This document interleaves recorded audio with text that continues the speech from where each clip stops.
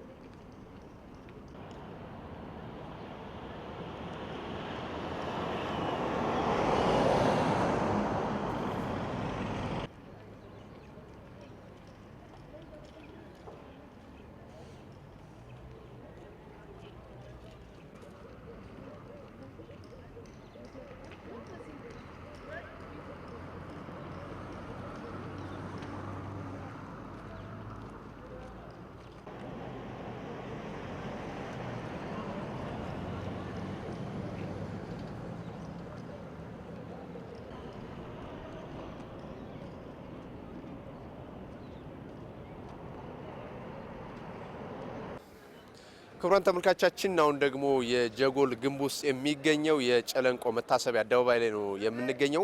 እንግዲህ እንደሚታወቀው የጀጎል ግንብ በጀግናው አሚር ኑር ቢን ሙሃጂያን ከ1551 እስከ 1559 እንደተገነባ ነው የሚታወቀው። በጀጎል አካባቢ እንግዲህ ከ2000 በላይ ቤቶች እንደሚገኙም ይታወቃል። ይህ ግንብ የተገነባው እንግዲህ በድሮ ጊዜ አሚሮች ማለት ነው ራሳቸውን ከውጭ ወራሪ ለመጠበቅ ታስቦ እንደነበረም ይታመናል። እንግዲህ የጀጎል ግንብ በድሮ ጊዜ ማለት ነው ከጧቱ 12 ሰዓት አሚሮች ይከፍቱትና እስከ ምሽት 12 ሰዓት ሲደርስ ደግሞ በሮቹን ሁሉንም ማለት ነው እንደሚዘጉም ይታወቅ ነበረ። በሮቹም እንግዲህ 5 እንደሚደርሱ ይታወቃል። እነዚህም አስመዲን በር፣ በድሮ በር፣ ሱቅጣጥ በሪ፣ አርጎሪን አሱም በሪና ቆይ ከበሮቹ ልድገመው ከት ይደረጋል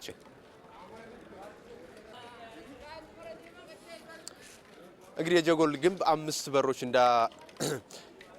ይህ ታላቅ ግንብም እንግዲህ 5 በሮች እንዳሉት ይታወቃል። እነዚህ በሮችም እንግዲህ አስመዲን በሪ፣ በድሮ በሪ፣ ሱቅጣጥ በሪ፣ አርጎሪና አሱም በሪ በመባል የሚታወቁ ሲሆን እነዚህ በሮች በድሮ ጊዜ ከጧቱ 12 ሰዓት ተከፍተው እስከ ምሽት 12 ሰዓት ከቆዩ በኋላ ተመልሰው የሚዘጉበት ጊዜ ነበራቸው። ወይም ደግሞ የሕዝባቸውን ደህንነት ለመጠበቅ ያገለግላቸው እንደነበረም አሚሮች ይጠቀሙበታል ማለት ነው።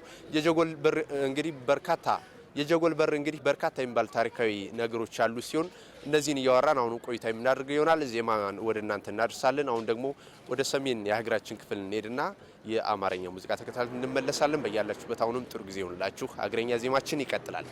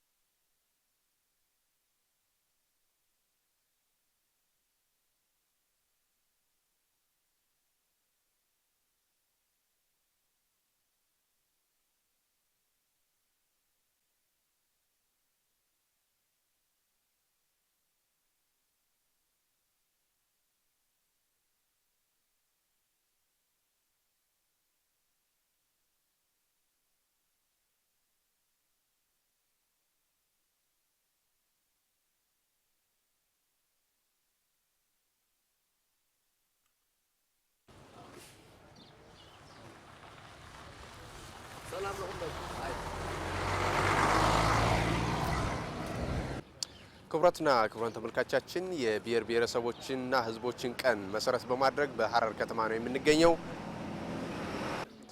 ክቡራትና ክቡራን ተመልካቻችን የብሔር ብሔረሰቦችን ቀን ምክንያት በማድረግ በሐረር ከተማ ነው የምንገኘውና የጀጎል አምስቱ በሮችን እየተዘዋወርን እየተመለከትን እንገኛለን። ሀገረኛ ዜማችን አሁንም የሚቀጥል ነው የሚሆነው። አሁን የምንገኘው ቡዳ በር ወይም ደግሞ በሀገሬው ቋንቋ በድሪ በር እየተባለ ይጠራል። ይህ በር በተለይም ደግሞ በጣሊያኖች እንደገናም በመሰራቱ ጀጎል ዓለም አቀፍ የኢንጂነሪንግ ጥበብ እንዲያርፍበት ምክንያት የሆነም ነው ይባላል። ሀገረኛ ዜማችን አሁንም ይቀጥላል። አሁን ደግሞ ወደ ቤንሻንጉል ክልል እንጓዝና አንድ ሙዚቃ ተግባብዘን እንመለሳለን። በያላችሁበት አሁንም ጥሩ ጊዜ ይሁንላችሁ።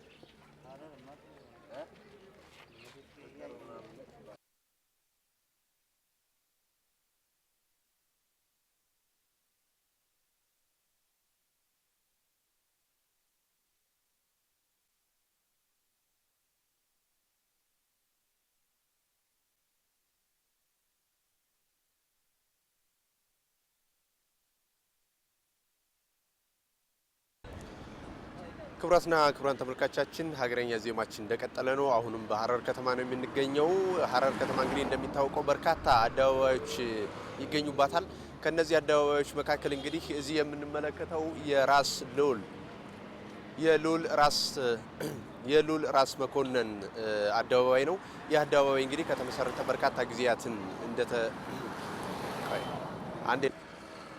ተመልካቻችን ሀገረኛ ዜማችን እንደቀጠለ ነው። አሁን ደግሞ የምንገኘው እንግዲህ እንደሚታወቀው የሐረርን ከተማ እየጎበኘን ነው የምንገኘውና አሁን ደግሞ የምንገኘው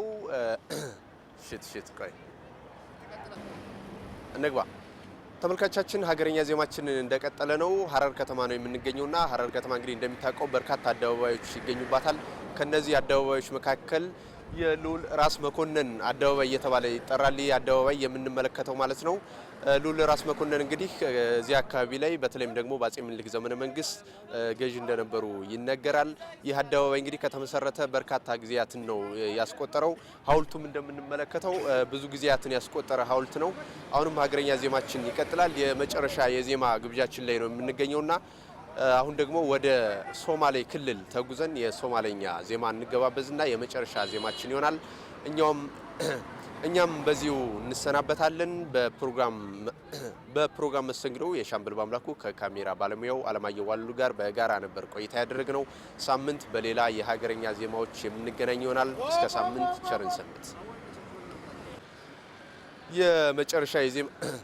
የመጨረሻ የዜማ ግብዣችን ላይ ነው የምንገኘውና አሁን ደግሞ ወደዚህ ከሐረር ከተማ ጎረቤት ላይ ወደሚገኘው ክልል የሶማሌ ክልል ተጉዘን አንድ የሶማሌኛ ሙዚቃ እንጋብዛችሁና እኛ በዚሁ እንሰነባበታለን። በፕሮግራም መስተንግዶ የሻምበል ባምላኩ ከካሜራ ባለሙያው አለማየሁ ዋለሉ ጋር በጋራ በመሆን ነበር ቆይታ ያደረግነው።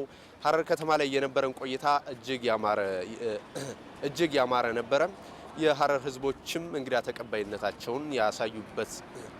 ተቀባይነታቸውን ያሳዩበት ሁኔታ ነበረ። እንግዲህ ሐረሮች የሚታወቁት አቦ ይመቻችሁ በሚለው ቃል ነውና እኛም ሙዚቃው እንዲመቻችሁ እንመኛለን። ሳምንት በሌሎች የሀገረኛ ሙዚቃዎች የምንገናኝ ይሆናል። እስከ ሳምንት ቸርን ሰንብት።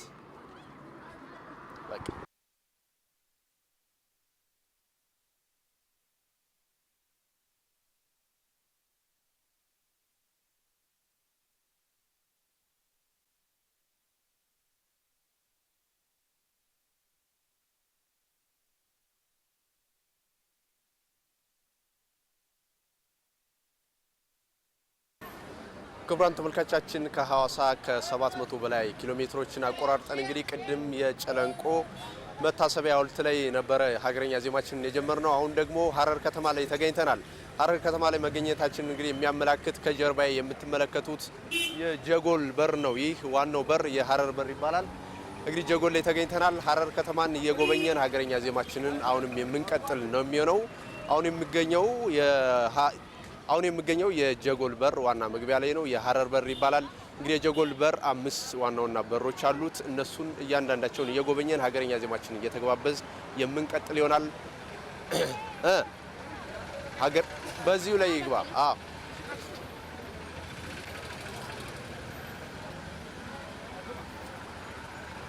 በቀጥታ ከኦሮምኛ ዜማችን አሁን ሀረር ስለገባን የሀረርኛ ዜማ እንከታተልና ተመልሰን የምንገናኝ ይሆናል። አሁንም ሌሎች የሀረር ቦታዎችን እየጎበኘን ሀገረኛ ዜማችንን የምንቀጥል ይሆናል። እስከ ፕሮግራም ፍጻሜ ድረስ አሁንም አብራችሁ እንድትሆኑ እንጋብዛለን። ጥሩ ቆይታ ይሆንላችሁ።